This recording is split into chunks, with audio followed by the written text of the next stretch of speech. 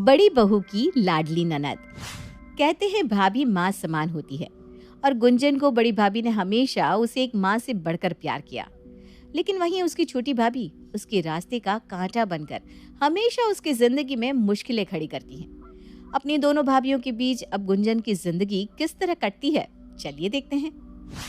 पापा प्लीज मान जाइए ना, आप जानते हैं कि मैं हमेशा से फैशन डिजाइनिंग पढ़ना चाहती थी। प्लीज मुझे फैशन डिजाइनिंग पढ़ने दीजिए ना। देखो गुंजन, मैंने तुझे 12वीं तक पढ़ा दिया, यही तेरे लिए बहुत है। वरना हमारे खानदान में किसी ने अपनी बेटी को इतना भी पढ़ाया लिखाया नहीं है। पापा आप समझते क्यों नहीं? वो जमाना कुछ और था और आज का जमाना कुछ और है। मैंने एक बार मना कर दिया ना, अब मुझे इस बात पर और बहस नहीं चाहिए। मम्मी प्लीज आप भी पापा को कुछ समझाइए ना। भला मम्मी जी पापा जी को क्या समझाएंगी? पापा जी ठीक ही तो कह रहे हैं। और वैसे भी तुम फैशन डिजाइनिंग करके करोगी क्या? कल को शादी करके अपनी ससुराल चली जाओगी, वहाँ तुम्हारी ये फैशन डिजाइनिंग कोई काम नहीं आएगी। खामखा पापा जी का पैसा बर्बाद मत करवाओ तुम। अरे इसमें भला पैसा बर्बाद होने वाली क्या बात है? और हमारे पास पैसे की कमी है क्या? इतनी प्रॉपर्टी है हमारी। लोग कमाते ही इसलिए है ताकि वो अपने बच्चों की जिंदगी बना सके। और ये क्या बात हुई कि कल को इसे शादी करके ससुराल जाना है तो ये अपने सपनों को पूरा ही ना करे? अगर गुंजन को फैशन डिजाइनिंग की पढ़ाई करनी है तो इसमें दिक्कत ही क्या है? थैंक यू भाभी, पूरे घर में एक आप ही हो जो मुझे समझती हो। तेरी भाभी चाहे कुछ भी कहे, लेकिन मैं तुझे आगे नहीं पढ़ाऊंगा। हमारे घर में कोई लड़की इतनी नहीं पढ़ी। मैं तुझे पढ़ने के लिए कॉलेज नहीं भेजूंगा, और आज के बाद मुझे तेरे मुंह से ये बात दोबारा ना सुननी पड़े। आप हमेशा मेरे साथ ऐसा ही करते हैं पापा। अरे भाई अब इसमें भला रोने वाली क्या बात है? ठीक ही तो कह रहे हैं पापा जी। तुम चुप करो रिया। और पापा जी, अगर आप गुंजन को नहीं पढ़ाना चाहते हो तो ठीक है, मैं अपने बलबूते पर गुंजन को आगे की पढ़ाई करवाऊंगी। जिस तरह वो आपकी बेटी है वैसे ही मेरे लिए वो मेरी बेटी समान है। इसलिए अब आप हम दोनों के बीच में कुछ नहीं बोलोगे। मेरी ननद को अगर फैशन डिजाइनर बनना है तो वो फैशन डिजाइनर जरूर बनेगी। लेकिन बहू। लेकिन कुछ नहीं पापा जी। अब गुंजन को कोई भी उसकी पढ़ाई से नहीं रोकेगा। आखिर मेरा भी उस पर कुछ हक है। थैंक यू सो मच भाभी। आंखों में आंसू लिए गुंजन अपनी बड़ी भाभी के सीने से जाकर लग जाती है। उन्हें देखकर उसकी छोटी भाभी चिढ़कर वहां से चली जाती है। समय बीतता है। तभी एक दिन, पापा मुझे आपसे कुछ बात करनी थी। हाँ बोलो, क्या बात है? पापा मैं बस से कॉलेज आती जाती हूँ ना तो बहुत बार लेट हो जाती हूँ। मुझे स्कूटी दिला दीजिए ना।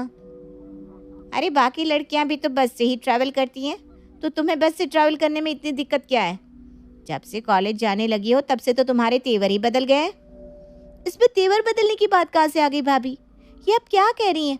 अगर आप किसी चीज़ में मुझे सपोर्ट नहीं कर सकती तो इस तरीके से मम्मी पापा को मेरे लिए भड़काइए तो मत। ठीक है तो कह रही है तुम्हारी छोटी भाभी। बस से कॉलेज जाना है तो जाओ, वरना घर में बैठो। गुंजन उदास होकर अपने कमरे में चली जाती है। लेकिन अगले दिन वो जैसे ही कॉलेज के लिए तैयार होकर घर से निकलती है तो आंगन में उसे एक स्कूटी दिखाई देती है। ये स्कूटी यहाँ पर कैसे आ गई? माँ जल्दी से यहाँ आओ। अरे क्या हुआ? क्यों सुबह सुबह इतनी जोर जोर से चीख रही है? ये देखो माँ, हमारे आंगन में ये स्कूटी किसकी है? मैंने कल पापा को स्कूटी के लिए बोला था। पापा ने मेरे लिए स्कूटी खरीदी है शायद, है ना? नहीं तो तेरे पापा ने तो तेरे लिए कोई स्कूटी नहीं खरीदी। तो फिर ये स्कूटी किसकी है? ये स्कूटी तुम्हारी है। ये मेरी है, इसका क्या मतलब? अब तुम इतनी भी बुद्धू नहीं हो।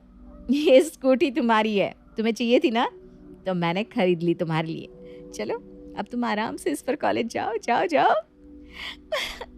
भाभी आप कितनी अच्छी हो। Thank you thank you thank you so much. अगर आप नहीं होती तो न जाने इस घर में मेरा क्या होता। ऐसे कैसे मैं नहीं होती?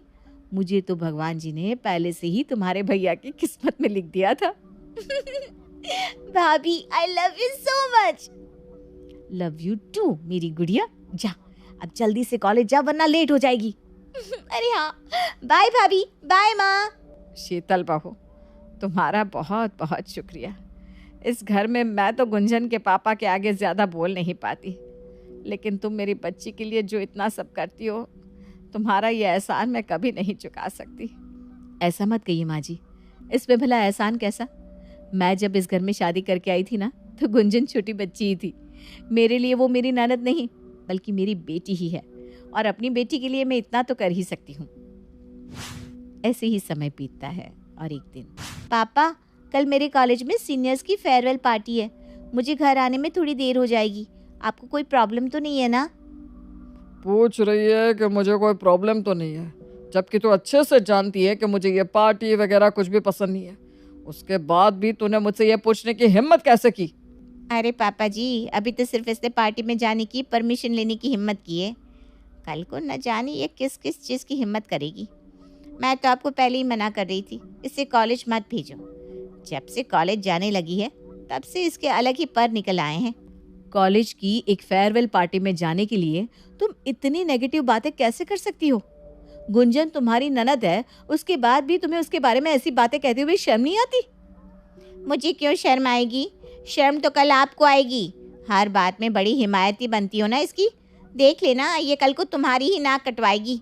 जो आज इसके इतने पर निकल रहे हैं ना, जब कल को किसी लड़के के साथ भाग जाएगी तो आप सबकी आंखें अपने आप खुल जाएगी। बस बहुत हो गया भाभी, मैंने एक पार्टी में जाने के लिए क्या पूछ लिया, अब तो मेरे कैरेक्टर पर ही उंगलियां उठाने लगी। भगवान ने मुझे एक ऐसी भाभी दी है जो मुझे मेरी माँ से भी ज्यादा प्यार करती है, और दूसरी भाभी। बस बहुत हो गया ड्रामा, मैं तुम्हें किसी पार्टी में नहीं भेजूंगा, जाओ अपने कमरे में। इतना सब सुनने के बाद तो पार्टी में जाने का मेरा मन वैसे भी मर चुका है, नहीं जाना मुझे कहीं भी। अरे रुको गुंजन, यहीं पर रहो। देखो शीतल बहू, आज तक मैंने तुम्हारी किसी बात में कोई दखल नहीं दी, लेकिन मुझे इस बारे में तुमसे कोई बहस नहीं करनी। पापा जी, मैं आपकी बहुत इज्जत करती हूँ, लेकिन आप जो कर रहे हैं वो बिल्कुल गलत है। अगर आपको लगता है कि पार्टी से आने में उसे लेट हो जाएगा, आपको सेफ्टी रीजन से ऐसा लगता है तो ठीक है, लेकिन रिया ने जो गुंजन के बारे में कहा, आप अपनी बेटी के बारे में ऐसी बातें कैसे सुन सकते हैं?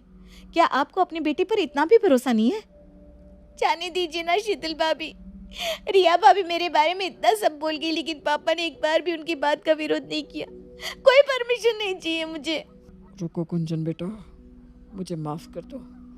शीतल बहू ठीक कह रही है, मैं तुम्हें पार्टी में जाने से इसलिए मना नहीं कर रहा था कि मुझे तुम पर भरोसा नहीं, मैं तो बस इसलिए ऐसा कह रहा था क्योंकि आजकल माहौल ठीक नहीं है।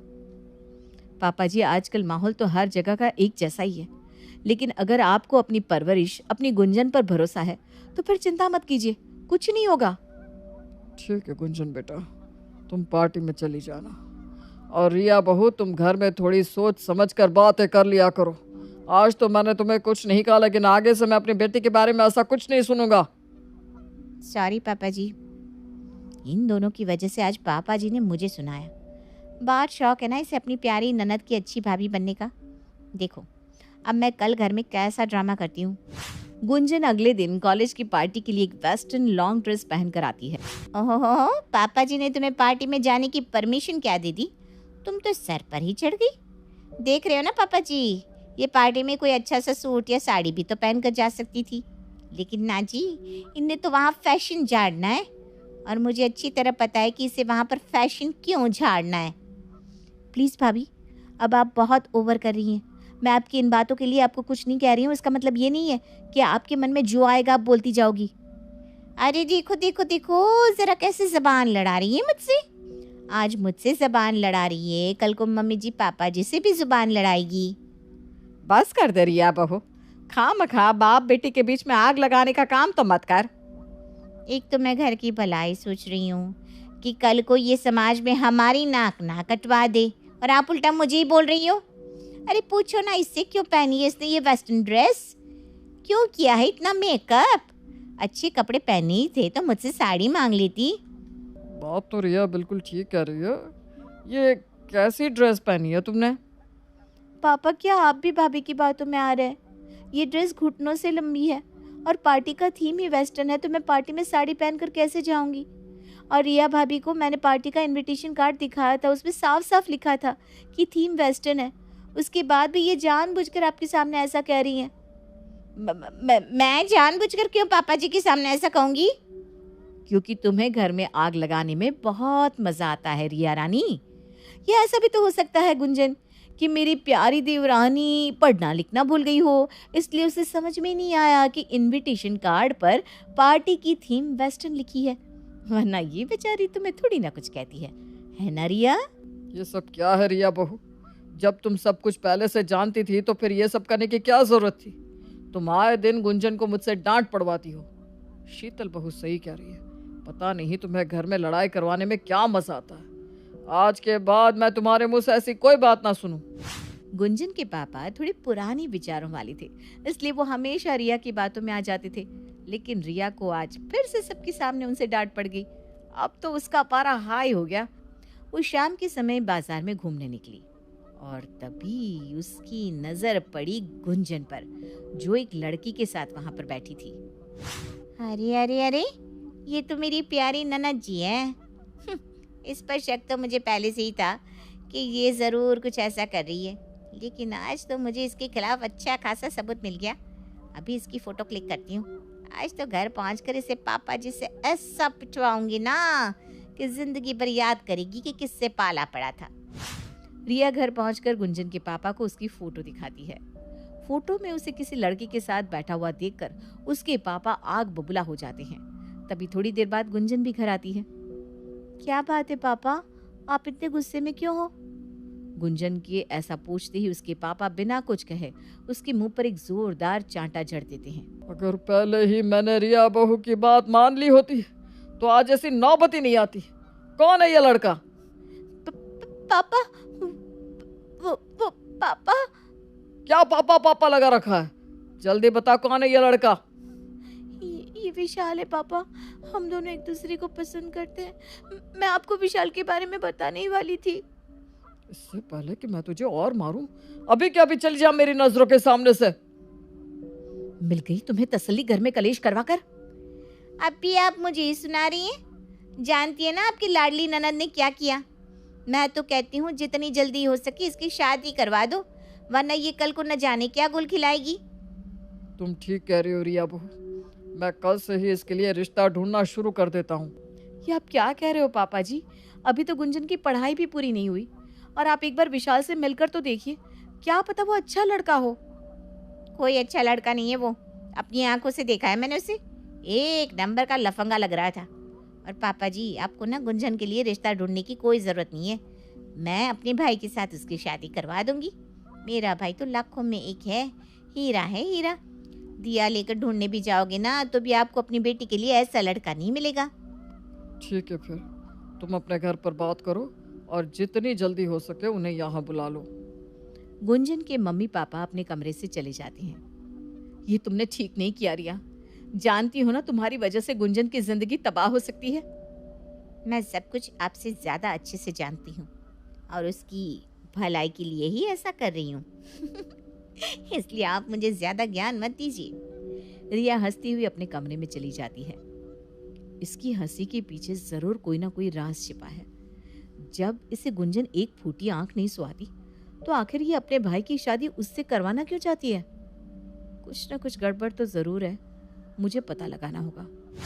रिया अपने कमरे में अपनी माँ से फोन पर बात कर रही थी, तभी शीतल कमरे के बाहर छिपकर उसकी सारी बातें सुन लेती है। अरे माँ, आज तो मैंने पापा जी को अपने आटे में ले ही लिया।